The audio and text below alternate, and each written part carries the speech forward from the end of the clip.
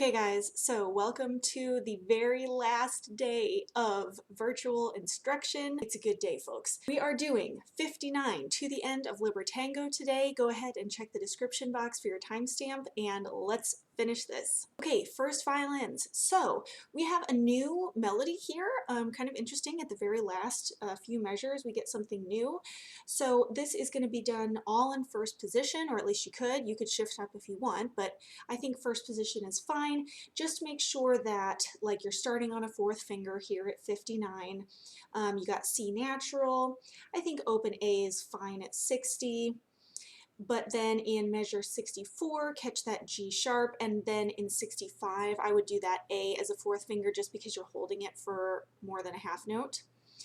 When you do the first ending, make sure that your up bow starts at the tip so that you have plenty of room to get all the way to the frog again for 59. And then on your second ending, you're doing the same thing that you were doing in measure 49.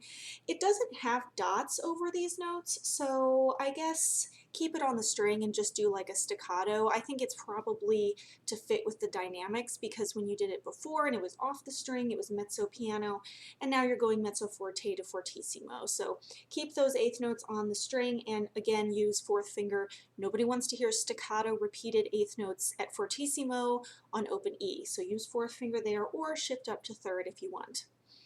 Last thing I'll mention is the rhythm here. So you've got 1, 2, and 4. 1, 2, and 4.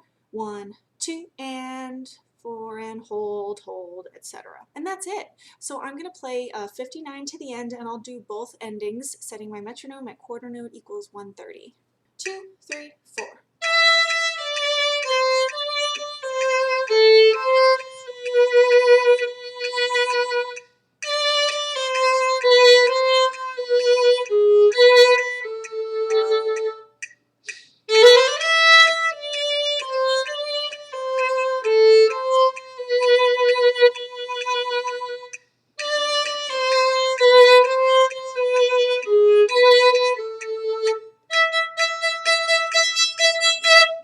Okay, one really important thing that I noticed when I was just playing through that is before you get to the second ending, so between 65 and those last two measures, you have to do a bow lift. So I would mark that in for sure so it doesn't surprise you.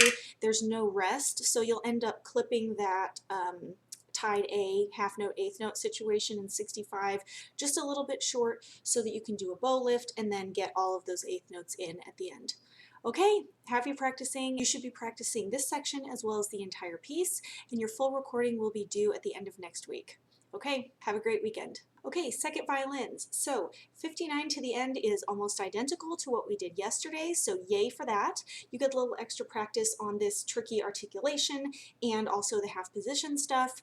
The only thing that's different is that second ending, and I'll just call attention to the fact that this is very similar to what we did in measure 49, but in 49 you had dots over the notes, and I believe we took that off the string. Here you don't get dots, and I believe that that's because of the dynamic difference. So when we did it in 49, it was mezzo piano to forte, and now here in the last two measures we're mezzo forte to fortissimo with accents. So I would say keep it on the string and then really give it all you've got on those last three notes. Okay, so I am going to set my metronome at 130 and play through this, and I'll do both the first and second endings. 2, 3, 4.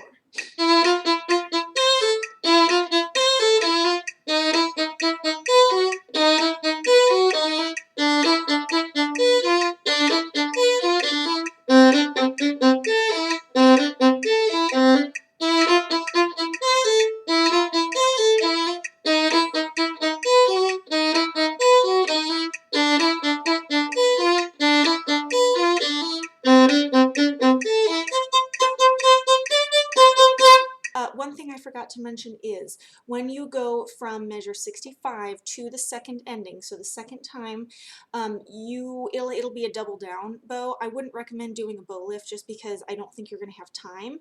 So you have up, down, up, slur, down, just stop on the string, and then down, up for the last two measures. All right, that's it guys. Happy practicing. You should be working on this section as well as the whole piece. I will hear your recordings for this week tomorrow, and then your full recording of the entire piece next week. Have a great weekend. Okay, violas. So we get a brand new melody at the end. You're actually playing an octave down from the first violins with this theme here. I'll just point out a couple of things. You can do all of this in first position unless you just wanted to shift. I would say in 59 you can play that D open, but in 60 use a fourth finger, and in 63 use a fourth finger as well. You've got a G sharp in 64, you'll just use a low 1, which will go to a regular 1 in the next measure for that A. Then on the first ending, make sure you get to the tip so that you have plenty of room to do those 4/16 notes, and that last D of that run, definitely do that open because you're going to E on the D string in 59.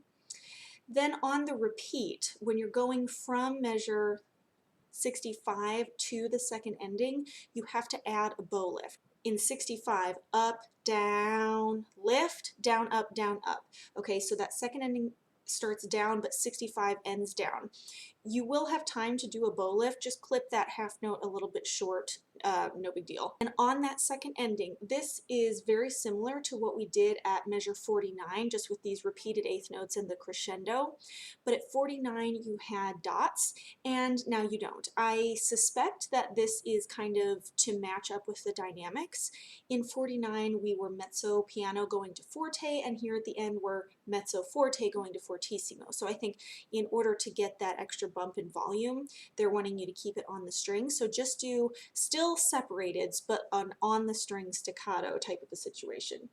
And you've got a G sharp, and then those last three A's definitely do with a fourth finger and give some extra oomph for the accents. As far as rhythm goes here, you've got lots of ties. So at 59 you would have 1, 2, and 4.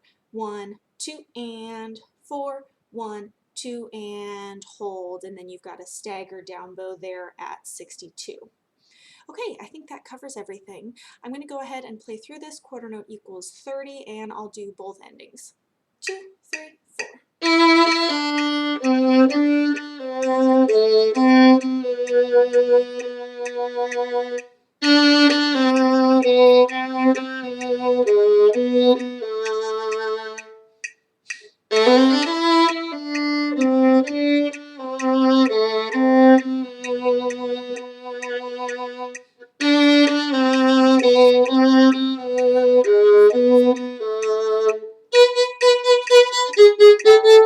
Okay, that's it. So you should be practicing this section as well as the whole piece. I'll hear your recordings from this week tomorrow, and then we'll do the full run through next week. Okay, have a great weekend, guys. Cellos. So 59 to the end is nearly identical to what we did yesterday, so yay for that. You get a little extra time to practice this weird articulation and also the half position parts. The only thing that is different is this second ending here, so I'll just talk about that briefly. It's very similar to what you did in measure 49, however now we don't have dots on the notes, and I think that that is because of the dynamic difference. So in 49 you were mezzo piano crescendoing to forte, and here you're mezzo forte crescendoing to fortissimo. So I think they want you to keep it on the string so that you can get that extra boost in volume. Still have the notes be separated. It's going to be kind of heavy and of course accented at the very end, but keep it on the string and do a staccato stroke there. When you go from 65 to the second ending, so the second time you play this part and then you jump to the second ending, you have to do a double down. So in measure 65 you have up, down, down, and then the second ending starts down. You're not going to have time to do a bow lift, so just freeze on the string and do another down bow. So in slow motion it would be up, down.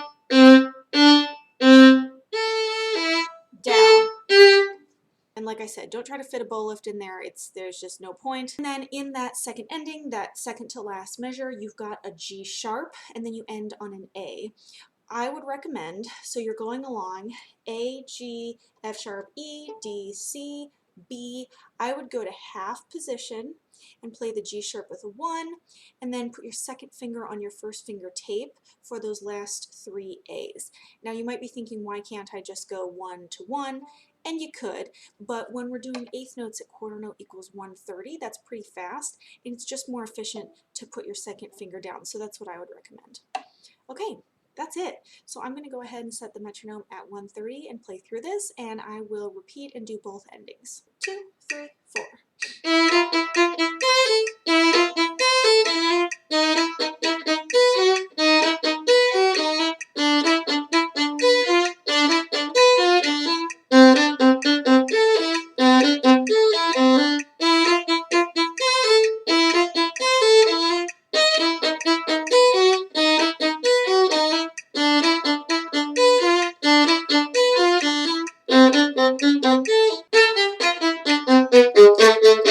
Okay, that's it. So you should be practicing this section as well as the whole piece. I will listen to your recordings from this week tomorrow, and then next week we will do our full run through.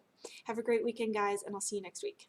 Okay, basses, this is it. Last time you have to play this rhythm, well, except for next week. 59 to the end is almost identical to what we did yesterday, except for that second ending, which is very similar to what we did at measure 49. Everybody in the orchestra has this eighth note situation at the end. So the only difference is you've got, first of all, the dynamics. In 49 we were doing mezzo piano to forte, now we're doing mezzo forte to fortissimo, so give it a little extra oomph. And then I'll just point out that you have B to G sharp, so you're going to go fourth finger on the E string, and then you end on open A. All right, that's it, guys. I'm going to go ahead and play through this. I'll do both endings and set the metronome at quarter note equals 1:30. 3, 4.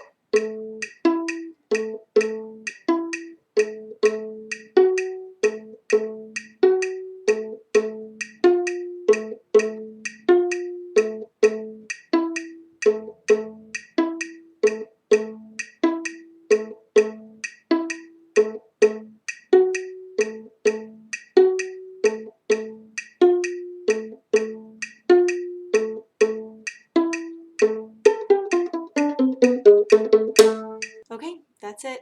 So you should be practicing this as well as the entire piece. I'll hear your recordings from this week tomorrow, and then we'll do our full run through next week. All right, guys, have a great weekend.